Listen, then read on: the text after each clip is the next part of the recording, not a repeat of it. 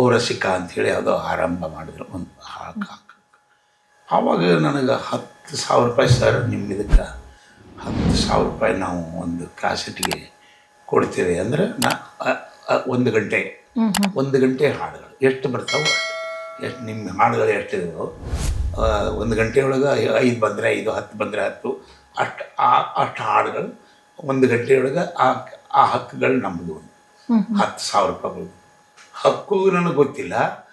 ಆ ದುಡ್ಡು ಬರ್ತೈತೆ ಅನ್ನೋದು ಅಷ್ಟೇ ಗೊತ್ತು ನನಗೆ. ಅದು 10,000 ರೂಪಾಯಿ ನೋಡಿದ್ದೆ ಆವಾಗ ನಾನು. ಅವರು ಒಂದು ಮಾತು ಹೇಳಿದರು ನನಗೆ. ಏನು ಹೇಳಿದರು ಅಂತಂದರೆ, ಮಾತಾಡ್ತಾ ಓನರು ಹೊಸಕೋಟೆಯವರೇ ನಾವೇನು ದುಡ್ಡು ಕೊಡ್ತಾ ಇಲ್ಲ, ನಿಮ್ಮ ದುಡ್ಡಲ್ಲಿ ನಿಮಗೆ ವಾಪಸ್ ಕೊಡ್ತೀವಿ ಅಂತ ಹೇಳಿದ್ರು. ಹೆಂಗೆ ರೀ ಅಂತ ಕೇಳಿದೆ. ಅಷ್ಟು ಆವಾಗಲೇ ಪೈರಸಿ ಆಗ್ತಿದ್ದದು ನಾನು ಹಾಡಿದ್ನೆಲ್ಲ.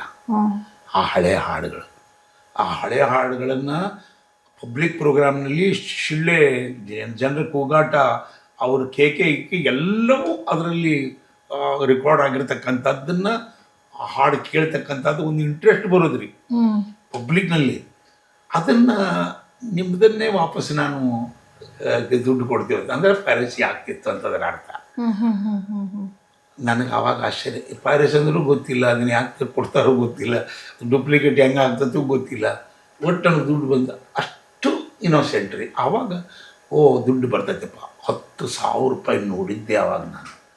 ಆವಾಗ ನನಗೆ ಅಂತ ನಂತರ ಬೆಂಗಳೂರು ಎಲ್ಲವನ್ನೂ ಕಲಿಸ್ಕೊಡುತ್ತೆ.